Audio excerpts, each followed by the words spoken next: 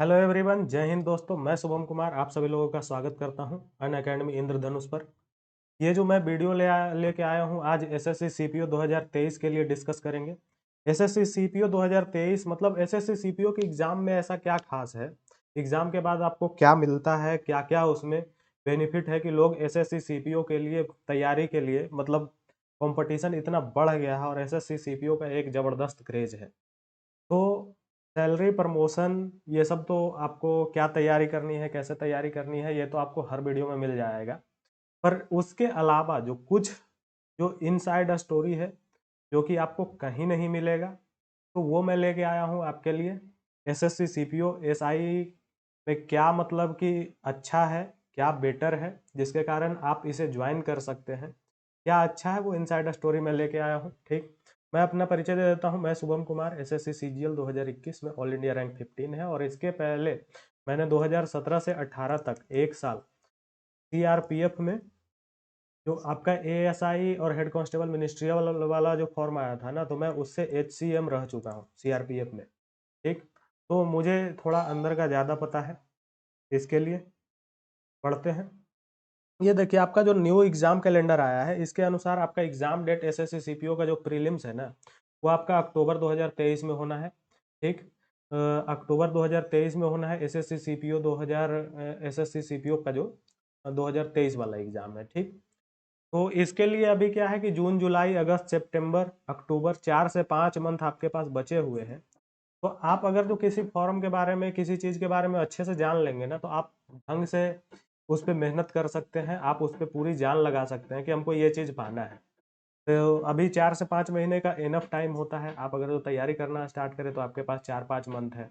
इसके बाद फिर आप अगर जो आप प्री क्वालिफाई कर लेते हैं तो उसके बाद फिजिकल होगा, तो फिजिकल में 2-3 मंथ का टाइम और मिलेगा। तो अगर जो आप अभी से फिजिकल का भी ध्यान दें तो 5 से 6 मंथ में फिजिकल आप बिल्ड कर सकते हैं। अगर जो आपका ठीक ठाक फिजिक है तो आप 5 से 6 महीने में फिजिकल अच्छा से बिल्ड कर सकते हैं। ठीक, सैलरी पर डिस्कस कर लेते हैं। सबसे पहले सैलरी के अलावा आपको क्या क्या चीज़ें मिलती है। ठीक, इनसाइड मतलब कि क्या और मिलता है सैलरी के अलावा। ठीक, सैलरी तो आपका 4200 ग्रेड पे का देख ही रहे हैं, 35,400 बेसिक बनता है। आपका ये डीए बनता है 42% के हिसाब से। आपका एचआरए बनता है 27%, बेसिक का 27%। और उसके बाद फिर टीपीटी और ये डीए ऑन टीपीटी। ठीक, इतना आपको मिलता है। 64,000 के लगभग, 64,900 के लगभग में आपका ग्रॉस पे है। इसमें आपका एनपीएस कट रहा है, ठीक, सीजीएचएस कट रहा है और सीजीईजीआईएस कट रहा है। ठीक, सीजीएचएस और सीजीईजीआईएस जो है आपका हेल्थ स्कीम का है। ठीक, इसका कार्ड बनता है सीजीएचएस का अलग से। तो इसमें बहुत सारे बेनिफिट हैं। सीजीएचएस एक ऐसा टॉपिक है जिस पे अगर जो कवर किया जाए तो 20-25 मिनट का वो सिर्फ वीडियो बनेगा। ठीक, तो आपका जो इन हैंड सैलरी बन रहा है अभी 59.5 के राउंड में बन रहा है एक्स सिटीज में। बाई सिटीज में और जेड सिटीज में आप एचआरए जो है, बाई सिटीज में 18% कर लीजिए और जेड सिटीज में एचआरए जो है वो 9% कर लीजिए, उसके हिसाब से घट के। ठीक, तो ये तो ठीक है सैलरी आपका जो, ये सैलरी जो है ना सबके लिए है। मतलब ये सिविलियन, अगर जो आप सिविल में सीजीएल वगैरह की जॉब कर रहे हैं 4200 ग्रेड पे की, तो इतना ही मिलता है। पर इसमें आपको क्या खास है, क्या और मिलता है। ठीक, अगर जो आप डीपीएसआई दिल्ली पुलिस एसआई ज्वाइन करें या फिर आप सीएपीएफ ज्वाइन करें तो आपको क्या खास है। तो इसमें आपको देखिए यूनिफॉर्म अलाउंस मिल रहा है 10,000 पर ईयर का। ये आपका जुलाई के मंथ में क्रेडिट हो जाता है हर साल। तो आपको यूनिफॉर्म अलाउंस 10,000 पर ईयर मिलेगा। ठीक, ये डीपीएसआई में भी मिलेगा और सीएपीएफ में, अगर जो सीआरपीएफ बीएसएफ आईटीबीपी ये सब में भी आप एसआई ज्वाइन करते हैं तो आपको ये मिलेगा। सीपीओ के थ्रू हर पोस्ट में आपको 10,000 का यूनिफॉर्म अलाउंस मिलेगा। इसके बाद फिर आपको मेस का कटिंग मिलता है, मेस का चार्ज मिलता है। मेस क्या है कि मैंने सीआरपीएफ का मेस में खाना खाया है। ठीक, तो होता क्या है कि आपको गवर्नमेंट जो है ना, ये मेस का पर मंथ का फिक्स है, ये आपको देती है और यही पैसा आपको मेस में जमा देना होता है। ठीक, पर ये एक चीज़ तो है, अगर जो आप सिविल में होंगे तो आपको खाने का तो पैसा नहीं मिलता है, पर यहाँ क्या है कि डिफेंस में है, आप पैरामिलिट्री में है, दिल्ली पुलिस एसआई में है, तो आपको खाने का पैसा मिलता है। तो ये चीज़ बहुत इंपॉर्टेंट है कि आपको अगर सैलरी में ये 3636 रुपया जुड़ के आएगा, तो ये आपके लिए बेनिफिट है। ठीक, और जहाँ तक मेस की बात है, मैं सीआरपीएफ का बता सकता हूँ। सीआरपीएफ के मेस का खाना बहुत बढ़िया होता है। मतलब आप जिस टाइप का खाना आपको घर में नहीं मिलेगा ना, उससे बहुत बढ़िया खाना आपको सीआरपीएफ में मिलेगा। सप्ताह में 3 दिन नॉनवेज है, सुबह में एग वगैरह या फ्रूट वगैरह मिलता ही है, हर चीज़ है भाई। मतलब खाने वगैरह में 2-3 टाइप की सब्जियां, खीर, मीठा, हर चीज़ मिलता है मेस में। तो मेरे हिसाब से सीआरपीएफ का मेस तो बेटर है, बाकी डिपार्टमेंट का मेस नहीं बता सकता हूँ, पर सीआरपीएफ का मेस बहुत बेटर है। दाल का थोड़ा सा सीआरपीएफ में दाल पे विशेष फोकस रहता है। दाल बहुत गाढ़ा और अच्छा बनाया जाता है, और दाल दोनों टाइम मिलता है, दोपहर में भी और रात में भी। मेस बहुत बढ़िया है सीआरपीएफ का, मैं मेस मिस करता हूँ हमेशा। ठीक। इसके बाद फिर आपको दिल्ली पुलिस एसआई में जो है आपको 13 मंथ की सैलरी। 13 मंथ की सैलरी क्या है कि जब वो 13वें मंथ की जो सैलरी मिलेगी ना, उसमें एचआरए नहीं मिलता है, टीपीटी नहीं मिलता है आपको। जो मिलता है वो बेसिक पे प्लस डीए ही मिलता है 13वें मंथ की सैलरी में। पर बेसिक पे प्लस डीए भी बहुत इनफ है। ठीक, अगर जो आप 35,000 प्लस 14,000 सैलरी से थोड़ा सा कम मिलेगा 13वें मंथ की सैलरी, बट इनफ है भाई। एक मंथ का सैलरी एक्स्ट्रा मिलना जो वो काबिल तारीफ है। पर यह है कि आपको उस हिसाब से डीपीएसआई में काम रहता है, थोड़ा सा वर्क प्रेशर ज़्यादा है, तो आपको 13 मंथ की सैलरी मिलती है। रिस्क अलायंस आपको जो जैसे दिल्ली पुलिस में तो आपकी पोस्टिंग दिल्ली पुलिस ही होनी है, दिल्ली के अंदर ही होनी है। पर अगर जो आप सीआरपीएफ ये सब ज्वाइन करते हैं, सीएपीएफ ज्वाइन करते हैं, तो आपको हार्ड पोस्टिंग जो होता है ना, जैसे छत्तीसगढ़ दे दिया, जम्मू कश्मीर दे दिया, या कुछ कुछ स्पेशल जगहों को जो नक्सल प्रभावित क्षेत्र है उसको हार्ड पोस्टिंग बताया गया है। तो उसमें आपको रिस्क अलाउंस 17,300 का मिलता है, और अगर जो आपकी पोस्टिंग सियाचिन है तो 30,000 रुपये का रिस्क अलाउंस मिलता है। ठीक। तो ये आपके सैलरी में एक्स फैक्टर जुड़ जाता है। अगर जो हार्ड रिस्क अगर जो ऐसे हार्ड पोस्टिंग मिला तो 17,300 रुपया ये आपको जो एक्स्ट्रा बनता है ना, ये बहुत काम कर जाता है। 17,300 मतलब समझ रहे हैं सालाना कितना हो गया? सालाना 2 लाख के लगभग में सिर्फ यही हो गया। तो 2 लाख रुपये एक्स्ट्रा मिलना ये मिडिल फैमिली के लिए तो खैर बहुत बड़ी बात है। तो इस चीज़ को आप कंसीडर कर सकते हैं। ठीक।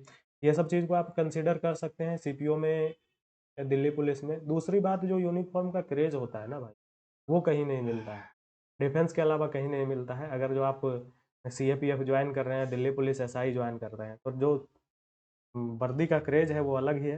पर एक चीज़ मैं सजेस्ट करना चाहूँगा कि जो थोड़े एकदम सॉफ्ट नेचर के बंदे हैं, तब्बू हैं, डरपोक टाइप के हैं, उनके लिए ये सब जॉब नहीं है। हाँ, अगर जो अपने आप को ट्रांसफॉर्म आप कर सकते हैं तब ठीक है। पर जो सीधे साधे टाइप के लोग होते हैं ना, उनको थोड़ा सा इन सब टाइप का जॉब कठिन लगता है। पर अगर जो आप में पैसन है ना, पैशनेट है, तो आपके लिए ये जॉब बहुत मस्त है, क्योंकि इसमें जितना एक्सपोजर मिलेगा ना, इतना किसी जॉब में नहीं मिलेगा। आप सिविल जॉब में डेस्क पे पूरी ज़िंदगी गुजार दोगे, पर यहाँ जो एक्सपोजर मिलता है वो सिर्फ यहीं मिलता है, इसके अलावा कहीं नहीं मिलता। ठीक है, आगे बढ़ते हैं।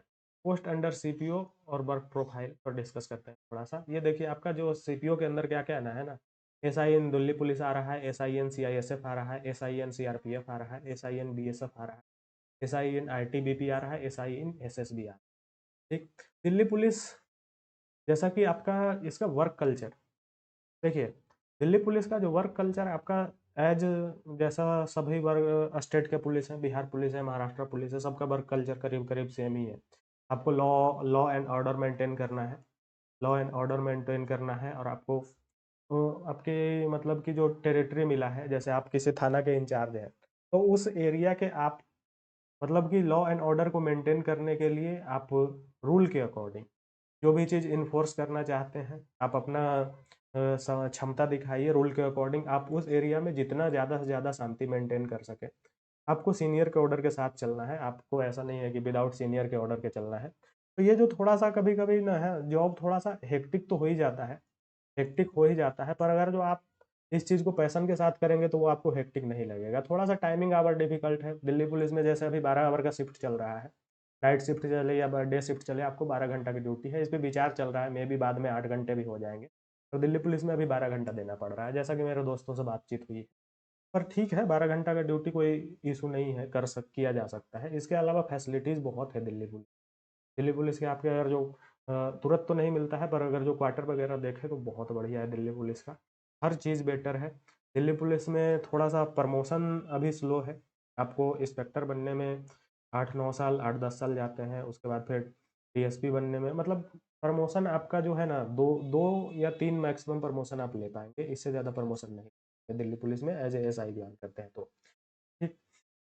ये समझ लीजिए वर्क प्रोफाइल जैसे आप जो स्टेट पुलिस का देखते हैं वही सेम है, पर यह है कि दिल्ली पुलिस में फैसिलिटीज़ बहुत ज़्यादा, ठीक, हर जगह फैसिलिटी है, क्वार्टर वगैरह का फैसिलिटी बहुत बढ़िया है, ठीक है। ये जो आपका सीआईएसएफ है, ये क्या होता है, इंडस्ट्रियल सिक्योरिटी फोर्स होता है, सेंट्रल इंडस्ट्रियल सिक्योरिटी फोर्स। इसमें क्या है कि आपको जो पोस्टिंग वगैरह है जो अच्छे सिटीज़ में मिलती है, बेटर सिटीज़ में मिलती है। ये सीआईएसएफ का बेनिफिट है। अगर जो दिल्ली पुलिस नहीं मिल रहा है ना, या फिर कुछ लोग दिल्ली पुलिस छोड़ के सीआईएसएफ भी ज्वाइन करते हैं, तो इसका कारण क्या है ना कि इसका सिटीज़ में पोस्टिंग है, आपका पोस्टिंग एयरपोर्ट पे है, बड़े-बड़े इंडस्ट्रीज़ तक के पास है, तो इसमें ज़्यादा रिस्क नहीं होता है। जैसे अगर जो बीएसएफ आपको बॉर्डर पे नहीं बीएसएफ आपको बॉर्डर पे भेज रहा है, सीआईएसएफ आपको बॉर्डर पे नहीं भेज रहा है, तो जो भी रहता है ना आपका, इसका मेस वगैरह भी बहुत बढ़िया है सीआईएसएफ का, और इसमें टाइमिंग अच्छा खासा मिल जाता है पढ़ने के लिए। कुछ बहुत लोग हैं जो कि सीआईएसएफ का जॉब छोड़ के सीजीएल में आते हैं, तो इसमें थोड़ा टाइमिंग थोड़ा सा तो मेंटेन करना पड़ेगा। डिफेंस है, पैरामिलिट्री है, तो टफ तो है ही, बट फिर भी थोड़ा सा बाकी के कंपैरिजन में आपको सीआईएसएफ बेटर है, और एक बढ़िया माहौल देता है सीआईएसएफ। आपको ऐसा नहीं है कि किसी जंगल में जाके पड़े रहोगे, सीआईएसएफ बेटर है, हर मामले में बेटर है। दिल्ली पुलिस अगर जो चॉइस है तो ठीक है, अगर दिल्ली पुलिस चॉइस नहीं है तो फिर सीआईएसएफ आपके लिए बेटर है। ठीक, सीआरपीएफ के बारे में मैं बता देता हूँ। सीआरपीएफ क्या क्या है ना कि पोस्टिंग आपका जैसे जगह जगह हेडक्वार्टर बने हुए हैं। मेरा पोस्टिंग मुजफ्फरपुर बिहार में था, ठीक, तो मुजफ्फरपुर बिहार में ग्रुप सेंटर बना हुआ है। जगह जगह हर ऑल इंडिया में हर जगह सीआरपीएफ के हेडक्वार्टर बने हुए हैं, उसमें डिफरेंट डिफरेंट बटालियन तैनात है। अब क्या है कि इसका इनका जो है ना सीआरपीएफ का इलेक्शन ड्यूटी लगा, आपका जो किसी भी टाइप का दंगा वगैरह हुआ तो सीआरपीएफ का मोस्टली ड्यूटी लगता है, सीआरपीएफ के बटालियन को भेजा जाता है वहाँ पे लॉ एंड ऑर्डर इस्टेब्लिश करने के लिए। नाम का ये रिजर्व पुलिस फोर्स है, और सबसे ज़्यादा काम मुझे लगता है कि सीआरपीएफ ही करता है।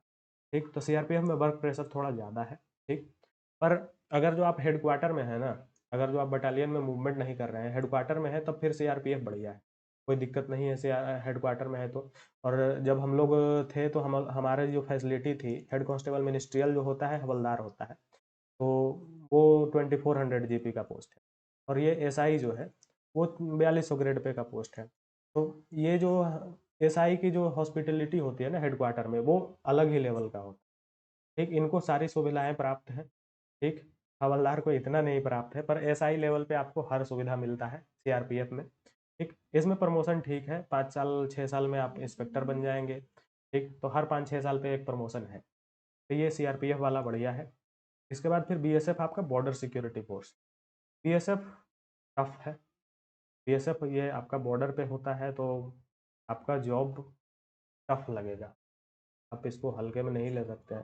सीआरपीएफ भी टफ है, सीआईएसएफ थोड़ा ठीक है, सीआईएसएफ ठीक है, बट सीआरपीएफ और बीएसएफ, ये आईटीबीपी, ये तीनों आपका बॉर्डर का फोर्स है। सीआरपीएफ तो बॉर्डर का फोर्स नहीं है, बट सीआरपीएफ को हर जगह नक्सलियों से भिड़ना है, हर जगह दंगा ये सब मेंटेन करना है, तो सीआरपीएफ का जॉब भी टफ टफ हो जाता है। छत्तीसगढ़ वगैरह में पोस्टिंग होती है तो सीआरपीएफ को नक्सलियों से हमेशा अलर्ट रहना पड़ता है, तो ये भी टफ है, बट ठीक है, इतना भी टफ नहीं होता है जितना मूवीज में दिखाता है।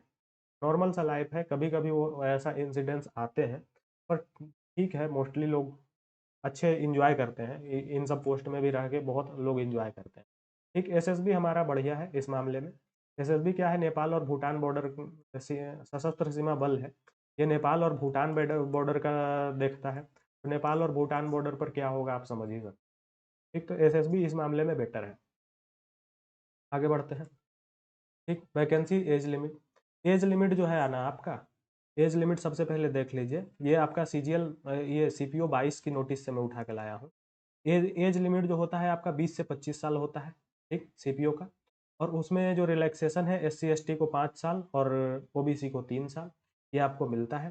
तो एज लिमिट ठीक है, 20 से 25 है, अगर जो आप ओबीसी हैं तो 28 साल तक, एससी एसटी हैं तो 30 साल तक। ठीक, तो बढ़िया है ये। ठीक, ये लास्ट ईयर की जो वैकेंसी है ना, ये मैं आपके रेफरेंस के लिए लेके आया हूँ कि दिल्ली पुलिस मेल में वैकेंसी देखिए, टोटल 228 वैकेंसी थी दिल्ली पुलिस मेल में, और फीमेल के लिए 112 वैकेंसी थी। ठीक, और इसके अलावा जो है आपका वैकेंसी इधर टोटल जो है C B S F, C I S F, C R P F, I T B P, S S B सब में मिला के 3960 टोटल वैकेंसी है। ठीक, मेल फीमेल मिला के, तो बहुत अच्छी खासी वैकेंसी है। ठीक, होता क्या है ना कि ये जो पोस्ट होते हैं जिसमें फिजिकल वगैरह ऐड हो जाता है, तो हाइट वगैरह में हाइट, चेस्ट, रनिंग, इसमें इतने लोग छट जाते हैं ना कि कंपटीशन बहुत कम हो जाता है। एक बंदा जो सीजीएल का तैयारी कर रहा है, वो दिन रात के लाइब्रेरी में जाके बैठ के पढ़ रहा है। वो क्या होता है कि अगर जो वो उसने दौड़ना स्टार्ट किया ना, तो उससे फिर पढ़ाई नहीं होती है, उसको नींद आती है। तो अगर जो आप फिट हैं, आप अगर जो दौड़ सकते हैं, ये लॉन्ग जंप, हाई जंप वगैरह कर सकते हैं, तो आपके लिए ये पोस्ट बहुत, इसमें कंपटीशन कम हो जाता है। सबसे बढ़िया चीज़ ये है, और कम कंपटीशन हो के आपको सीजीएल के बराबर का जॉब मिल रहा है। सीजीएल से किसी मामले में ये जॉब कम नहीं है, कुछ कुछ मामलों में ये सीजीएल से बेटर ही होता है। ठीक, तो ये तो खैर अच्छा है ना कि अगर जो आपका हाइट अच्छा है, अब 155 सेंटीमीटर वाला बंदा, 165 155 165 सेंटीमीटर वाला बंदा सोच ही नहीं सकता है इस चीज़ में जाने का, चाहे वो कितना भी ब्रिलियंट हो। तो अगर जो आपका हाइट सही है, आप कर सकते हैं फिजिकल की तैयारी, तो आपके लिए ये बहुत बढ़िया पोस्ट है ना, कम कंपटीशन में। मतलब अगर जो आप सीजीएल का कंपटीशन और सीपीओ का कंपटीशन कंपेयर करें, तो मुझे तो लगता है कि ये एक सीपीओ का कंपटीशन जो है सीजीएल की तुलना में 1/7 है। ठीक, जितना आप मेहनत सीजीएल में लगेगा, उससे बहुत कम मेहनत में आप सीपीओ कर सकते हैं, बशर्ते कि आप सीपीओ वाला फिजिकल कंपटीशन क्वालिफाई कर दें। ये मैं रिटन टेस्ट की बात कर रहा हूँ। ठीक, अगर जो आप फिजिकल क्वालिफाई करने में सक्षम है, तो ये सब पोस्ट जो है ना वैकेंसी आपका सीपीओ का, मैंने एक स्टेनो पे भी वीडियो बनाया है, तो आप स्टेनोग्राफर अगर जो उसमें आप शॉर्ट हैंड सीख सीख लेते हैं, तो उसमें तो कंपटीशन बहुत कम जाता है ना भाई। ये चीज़ आप समझते नहीं है। अगर जो आपको लग रहा है कि थोड़ा सा आप वीक पढ़ रहे हैं, अगर जो आपका फिजिकल स्ट्रांग है, थोड़ा सा पढ़ाई में वीक है, तो आप इन सब वैकेंसी को लेके चल सकते हैं। अगर जो आपका फिजिकल भी कम है, तो आप शॉर्ट हैंड करके स्टेनो कर लीजिए ना, वो ज़्यादा बढ़िया है। ठीक, आगे बढ़ते हैं। ये देखिए आपका सिलेक्शन प्रोसेस आपका प्रीलिम्स है 200 मार्क्स का। ये 2022 तक का सिलेक्शन प्रोसेस है। ठीक, मैं फिर से बता देता हूँ। ये आपका 2023 में रूल्स जरूर चेंज होंगे, एग्ज़ाम प्रोसेस जरूर चेंज होगा, पर एग्ज़ाम का सिर्फ तरीका चेंज हो सकता है, मैथ रीजनिंग का थोड़ा सा रेशियो चेंज हो सकता है, पर ये फिजिकल वगैरह का तो रहेगा ही, एकदम रहेगा। मैथ रीजनिंग का रेशियो चेंज होगा, पर रहेगा तो इसी ढंग से। और कंपटीशन तो जो कम होना है, सीजीएल से जो कंपटीशन इसमें कम है, तो वो तो रहेगा ही। ठीक, पर फिर भी 2022 का प्रोसेस देख लेते हैं। प्रीलिम्स पहले थे 200 मार्क्स के, 50-50 मैथ रीजनिंग इंग्लिश जीएस। इसके बाद फिर प्रीलिम्स अगर जो क्वालिफाई कर लिया, तो उसके बाद फिर फिजिकल के लिए भेजा जाता। तो फिजिकल के लिए भेजा जाता था, तो फिजिकल में क्या है ना कि कम से कम 15 गुने 10 गुने बंदे को लेते हैं, क्योंकि बहुत लोग छटते हैं। तो इस कारण से प्रीलिम्स का जो कट ऑफ है वो बहुत कम जाता है। ठीक, उसके बाद फिजिकल अगर जो आपने क्वालिफाई कर लिया, तो मेंस होता है 200 मार्क्स का, और उसके बाद फिर मेडिकल होता है। मेडिकल जो होता है आपका, ये डिफेंस पैरामिलिट्री है, डिफेंस है एज ए, तो ये बहुत ठीक ठाक मेडिकल होता है। आई वगैरह का भी एकदम स्पेसिफिक पॉइंट है, आपको वो नोटिस में देख लीजिए कि क्या क्या है। मेडिकल पे तो अलग ही वीडियो बन सकता है। ठीक, तो मेडिकल भी है इसमें। अब क्या है कि फिजिकल स्टैंडर्ड टेस्ट अगर जो देखें, ठीक, फिजिकल समझ लीजिए कि फिजिकल में क्या है। तो मेल कैंडिडेट के लिए आपका हाइट 170 होना चाहिए। चेस्ट जो है अनएक्सपेंडेड 80 और एक्सपेंडेड 85, मिनिमम ये 5 सेंटीमीटर होना चाहिए। ठीक, और ये जो देखिए हिल एरियाज से जो बिलोंग कर रहे हैं ना, गढ़वाल है, कुमाऊं है, हिमाचल है, ये जो पूरा दिया हुआ है, मराठा, कश्मीर वैली, लेह, लद्दाख, उनके लिए हाइट, क्योंकि इनका हाइट थोड़ा सा कंपेरिजन में कम होता है, तो इनको थोड़ा सा हाइट में रिलैक्सेशन दिया गया है। 165 का हाइट दिया है। चेस्ट 80 to 85, चेस्ट में रिलैक्सेशन नहीं है। और all candidate belonging to schedule tribe, ST के लिए आपका हाइट जो है 162.5 है, और 77 चेस्ट है, और 82, 77 से 82 5 सेंटीमीटर का गैप ये हमेशा रहता है। फीमेल कैंडिडेट के लिए सिर्फ हाइट है आपका 157 तक। फीमेल कैंडिडेट हिल एरियाज जो बिलोंग कर रहे हैं, उनका 155 सेंटीमीटर, और female candidate belonging to schedule tribe, उनका 154 सेंटीमीटर। ठीक, तो ये फिजिकल स्टैंडर्ड है। अगर जो आपका ये स्टैंडर्ड, इसको इस क्राइटेरिया को आप अगर जो फुलफिल कर रहे हैं, तो आपके लिए मुझे लगता है कि ये बेस्ट पोस्ट है। अगर थोड़ा सा, अगर जो आप पढ़ाई में वीक हैं, थोड़ा सा कंपटीशन कम फेस करना चाह रहे हैं रिटन एग्जाम में, तो ये आपके लिए बेस्ट है। इसका आप फिजिकल तैयार कीजिए। फिजिकल में एफिशिएंसी टेस्ट में आपको क्या क्या किया जाएगा, फॉर मेल कैंडिडेट देख लीजिए। 16 सेकंड में 100 मीटर का दौड़ करना है। 6.5 मिनट में 1.6 किलोमीटर दौड़ना है। 1.6 किलोमीटर 6.5 मिनट में दे रहा है। अगर जो आप आर्मी उर्मी में देखें ना, तो ये 5 मिनट में दौड़ना होता है। तो ये हालांकि बहुत ठीक, ऐसा नहीं है कि 6.5 भी तुरंत हो जाता है, पर यह है कि आप 4-5 मंथ की प्रैक्टिस करके 6.5 मिनट में दौड़ सकते हैं, अगर जो आपको नहीं भी आता है, अभी तक आपने नहीं किया है तो। लॉन्ग जंप 3.65 मीटर है, 3 चांस में आपको करना है। हाई जंप 1.2 मीटर है, 3 चांसेस में करना है। ज़्यादा नहीं है, ये सब ठीक ठाक है। ठीक। शॉर्ट पुट जो है आपको 16 LBS का 4.5 मीटर फेंकना है। ठीक, 3 चांस है। फीमेल कैंडिडेट के लिए क्या है, 18 सेकंड में 100 मीटर है, जो 16 मिल रहा था मेल को, वो 18 सेकंड मिल रहा है, और 800 मीटर रेस इन 4 मिनट है। एक लॉन्ग जंप आपको 2.7 मीटर, हाई जंप 0.9 मीटर। ठीक। तो ये आप फिजिकल का देख सकते हैं कि क्या क्या आपको करना है, कितना रनिंग करना है। ये मैं बता दे रहा हूँ इसलिए कि ज़रूरी होता है कि अगर जो आप न्यू कैंडिडेट है तो आपको जानकारी होना चाहिए कि आपको किस ढंग से आप तैयारी किए जा रहे हैं, और आपका हाइट ही 165 है, और अब आपको 170 हाइट में कहाँ से लेगा। तो इसलिए ये चीज़ जानना बहुत ज़रूरी है। ठीक। तो ये चीज़ तो है। दूसरा चीज़ ये, एक बात मैं और बता देता हूँ, जैसे एक होता है मिलिट्री और एक होता है पैरामिलिट्री। तो मिलिट्री जो है ना, उस पे अभी भी ओल्ड पेंशन स्कीम लगा हुआ है। ठीक। और पैरामिलिट्री जो है आपका, जो सी ए पी एफ पैरामिलिट्री है, सी ए पी एफ ही है। सी ए पी एफ के अंदर जो अभी जो ये पोस्ट सी पी ओ के अंदर आते हैं, इस पे न्यू पेंशन पेंशन स्कीम लगता है, एन पी एस लगता है। तो ये चीज़ बहुत इंपॉर्टेंट है, मुझे लगा कि आपको जानना जरूरी है, तो इसके लिए सोचा बता दूं। चलिए ठीक है, सी पी ओ से रिलेटेड और भी कुछ जानकारी चाहिए होगी तो आप कमेंट सेक्शन में कमेंट कर सकते हैं और भी पूछ सकते हैं। ठीक। बाकी बहुत बहुत धन्यवाद जय हिंद वीडियो देखने के लिए। किसी को कोई डाउट हो, ठीक, तो आप पूछ सकते हैं।